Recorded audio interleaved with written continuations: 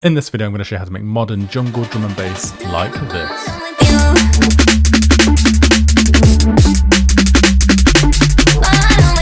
Now this is only the second time ever that I've created jungle. The first track I actually never released, so maybe I should make a breakdown on that track if I can still find it. It was quite a few years ago now. But today we're going to look through this track, and it's called Arcade With You. It's out now on all platforms. If you want to add it to your playlist, that would be much appreciated. Link down below. And everything I teach you step by step is what I teach my students in my academy. So without further ado, let's get stuck into it. So we're looking at the screen right now, and the first thing you'll notice is everything is nicely color coded. Now, if you want this project template to help with your workflow, there's a free download link in the description below.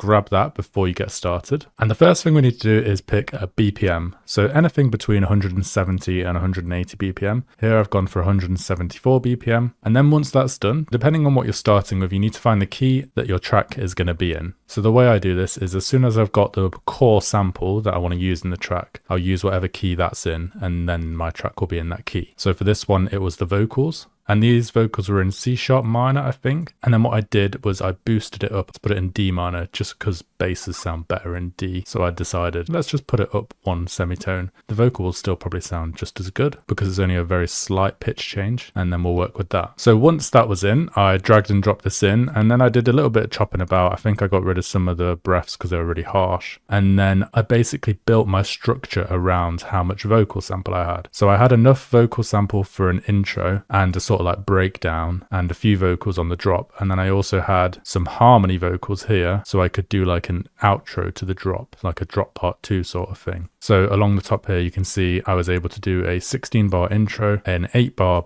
build up, and a 16 bar drop, and then a 16 bar another drop, which gradually transitions into the breakdown, which then goes to another build up and another drop, and then the track has another part 2, but this is pretty similar to all that, and ends right here. So the track itself is only 2 minutes 34 seconds long, and the reason it's so short is because modern music, especially if you want it to get into the Spotify algorithm, if you're planning on releasing music, it's typically getting shorter and shorter. So this works best because people have less attention span because of social media. I know, very bad. But if you don't like this and you want longer versions, if you like DJing or if you want to send to DJs, you can always just create 2 versions. So you can create a longer version and a shorter version. But in my opinion, it being shorter means less work to be done. So it makes it more simple for us. So I'm also using Splice Bridge here, and I just put it on channel 65 at the end here. And then you just want to connect it to your splice. And then once it's connected, you can literally just go through the sounds and it automatically syncs it, the key and the BPM, to your track, and then you can just drag and drop stuff in. It's such an effective way of producing and a great way to save time as well for just getting stuff on and getting the ball rolling. So now we've gone through the core principles behind this track, let's dig into each section. Now the intro is 16 bars here, and we started with the vocal. So the start of the vocal. I wanna know, how do you see right through me, all that you want?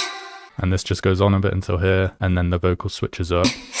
Into the D, which is when the build-up comes in. So these little gaps here, I just removed some of the breaths because they were really harsh. I always use the dry of the vocal sample just because I think adding your own reverb sounds better. And then you can see the post-processing I've done. So I've got a send to the reverb channel. I've got a Valhalla room on the send plus an EQ, just getting rid of any of the lows to mid ranges. And then you can change the amount of reverb through here, and also on the Valhalla room as well. And then on the actual vocal chain itself, I've got a DS, which is just getting rid of any harsh frequencies. I've got a Clar vocals, which is just processing the vocals in a way that I really like. And then I've got another DS, just getting rid of those sharp tones even more, and then just a limiter on the bottom. This G clip is free, so it's really useful. So then we needed some more stuff over the top of it, so I wanted like a nice pad. So for the first 8 bars, we just added this in, and then it continues for the next 8 bars as well. I wanna know,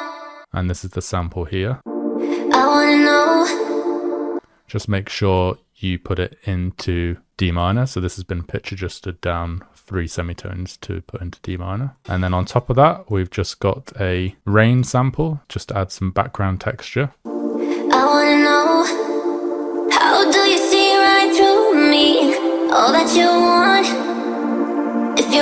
So the first 8 bars are literally just 3 samples, a vocal, a pad, and some rain. And then those 3 continue into the next 8, but we have this down filter that comes in when the drums come in, and this additional synth. So this is the synth here. It's like an ARP style synth mixed in with the first set of jungle drums. So when they're all playing together.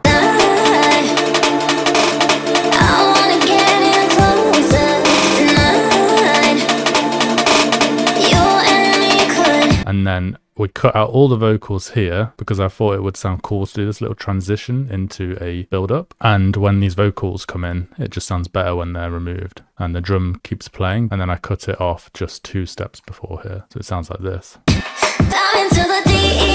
And then these drums in the build-up are exactly the same, but I've added a filter. So they start cut off a lot of the frequencies and gradually build back up again. But we'll get into that next. So that's the intro done. So you can see I've very much focused on sample selection. There's very little going on, but all the samples are like really high quality. Now you do get a lot of crap on Splice, so you do have to sift through a lot of crap, but if you can find the right samples, you can make some really awesome music. And normally I would promote one of my sample packs with this, but I haven't made a jungle sample pack yet. Maybe I will at some point in the future. So now we get into the build up. So the vocals have switched up. The drums are being gradually filtered in. So the drums are being filtered in with a Fruity Love filter. And what I've done here, I've just highlighted this section here, and then I'm creating a filter with this. So you turn this res off just to stop any harsh frequencies coming through, and then you just right click, create automation clip, and then you can click it on here and it's gradually changing. So watch it moving.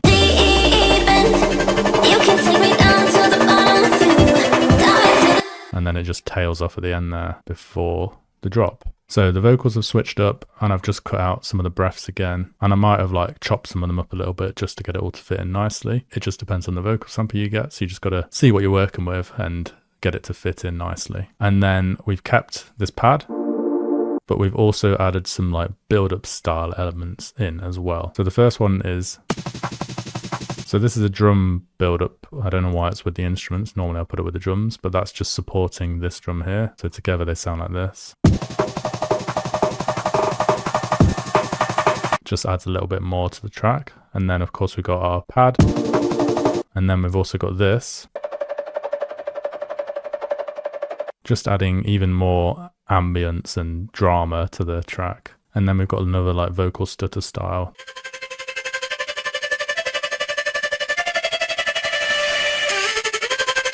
And then I've just chopped it up at the end here,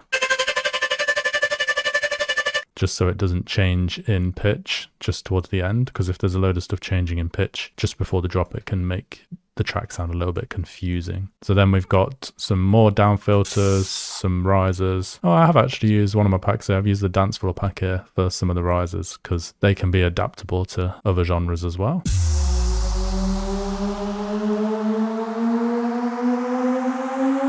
And we've got another riser at the bottom there, which is like, I think that sounds like more like a synth riser, which would be in the same key, the D minor key. So it just adds a bit more like tonality to the track. So now let's hear these all together.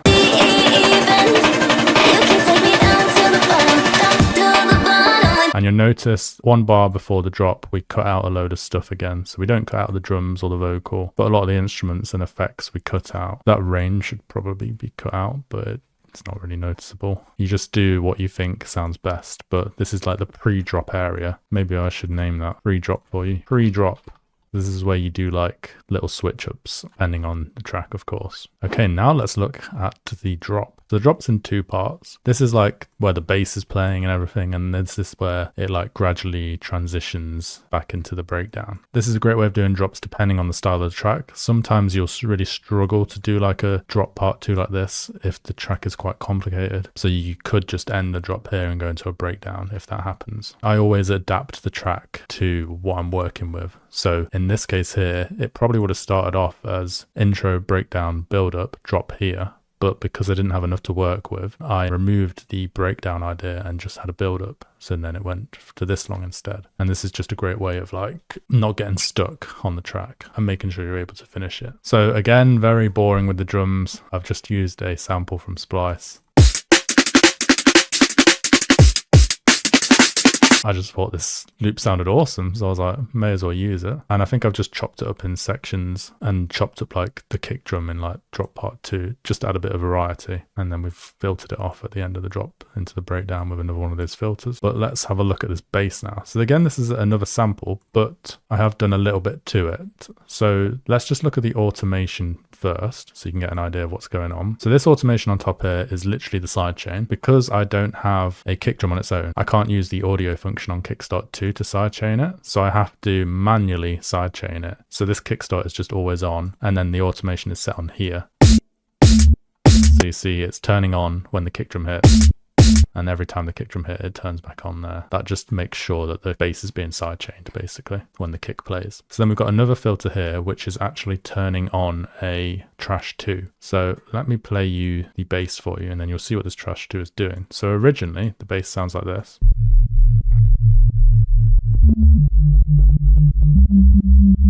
And I chopped out just one section of it, which I thought sounded awesome. And it's this section here. Literally just that. I thought that sounded wicked. So I took it out and made it into something that's 3 steps long like that. And then I just duplicated it to create a wobble bass. And then to get it to change pitch, so say this is on a new channel here, you go like here, and then just ignore that. Click here, make unique, and it makes a unique channel. And then you can just manually pitch adjust it on here. So I've gone -2 to get a new tone from it. And then I've done it again for the 4th bar here, -7 semitones. And just like that, I've made a whole bass melody, wobble bass. Now I think this did start out with like a respace that I'd made on Serum, but I just couldn't get it to sound the way I wanted it to. And I was in like a mad creative zone. I didn't want to lose that creativity. So then I just found this sample and made the wobble with this instead, and it worked so well. And I was like, damn, just keep this. So there's a little lesson for you. So now let me show you what this is doing, and let me show you the trash 2 as well. So you can see it's going to play here and here, and this trash 2, there's a crunchy grunge on the bass, a positive fuzz on the mids, and nothing on the highs. I don't know if you can still get trash 2, but it's so good if you can. You'll have to search around for it. So it just adds like a nice little transition section to the end of each 2 bars, which I think makes the track sound a lot better, because otherwise it kind of gets a bit boring. That might sound weird on its own, but in context, it sounds like this. And then we've got more elements coming in as well. So the vocal, we just chop it up on the end of each 4-bar section and then bring it back in at the end of this section as well. So I normally just put vocals in like 4-bar sections or 8-bar sections, or if there's like more vocal to use, I can add it back in further on. It just depends on the track. Sometimes you might have the vocal all the way through the track. You just got to see what works for your track. And then we've also put another layer on top because it feels a bit empty at the moment with just a bass and those drums. So we've put this layer on it as well. So this is literally just a pluck sample I found.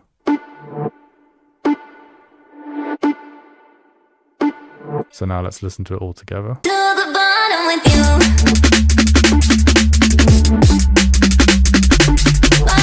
So we have 8 bars of that, and then we introduce a few more elements. So all the elements stay the same, but we just add a few more. So we had this, and then this back from the build-up, but we filtered it in a little bit. And I think I sidechained it as well. I think that's what that is, sidechain. Yeah, it is. Because it sounded a little bit aggressive when it first came in, so doing this made it sound less aggressive when it came in. And then we've got like an Atmos here as well. And then at the end of the section, we've just got a riser to transition into like the drop part 2 / going into the breakdown section. So altogether, this sounds like this.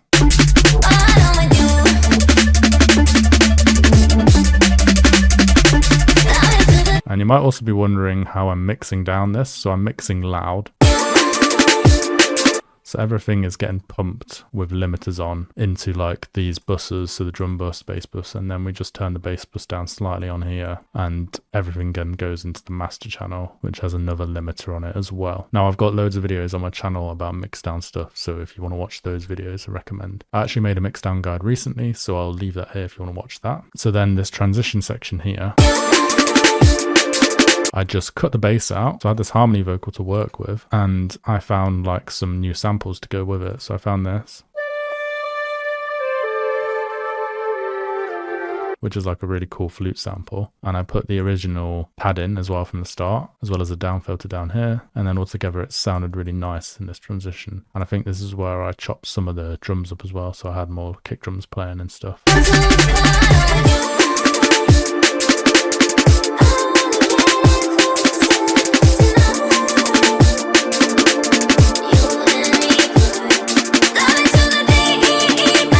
And then this sample just came in back from the start as well. So it's kind of like imitating the intro a little bit and using new elements as well. And then we just have some more rises at the end going into the breakdown. Down to the bottom, down to the bottom with you.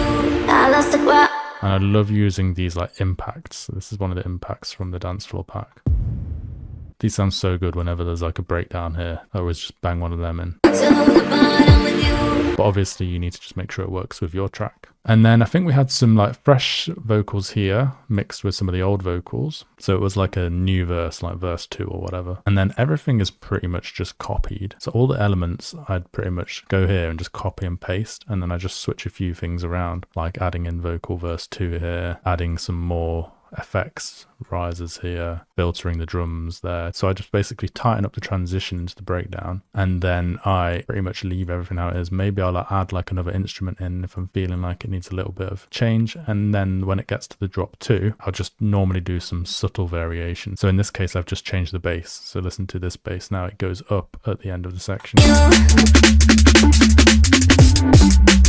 Just here it goes up now, so it goes up 3 semitones, and that's like the only variation I've done so for that this whole section.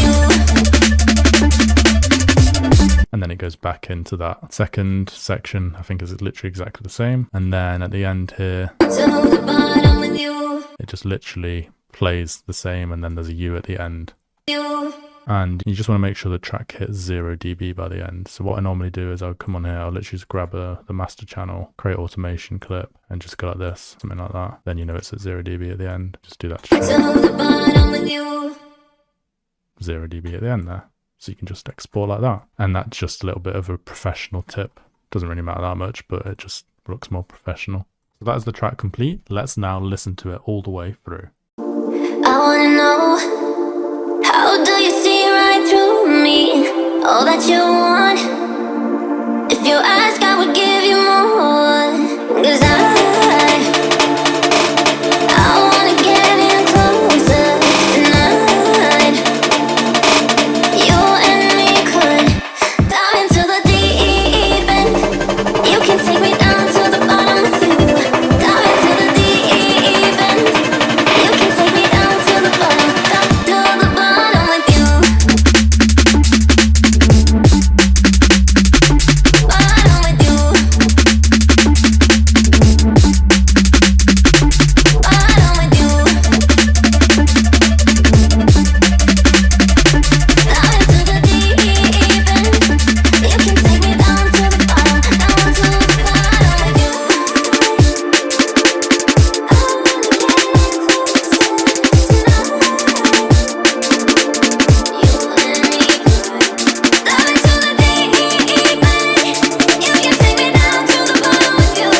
Dive into the deep end. You can take me down to the bottom, down to the bottom with you. That is the track complete. It's called Arcnade With You. If you want to stream it, add it to your playlist, link down below. And if you're interested in learning these methods to make music so easily, then my academy is available to join. Also a link down below to more info on that. And if you want to learn more about the mixdown method I used in this video, then I'll leave another video here for you to watch. It's really, really useful for mixdown. It will hopefully make your tracks sound like 1,000,000 times better by the end of when you've finished it to when you've then made your next tune.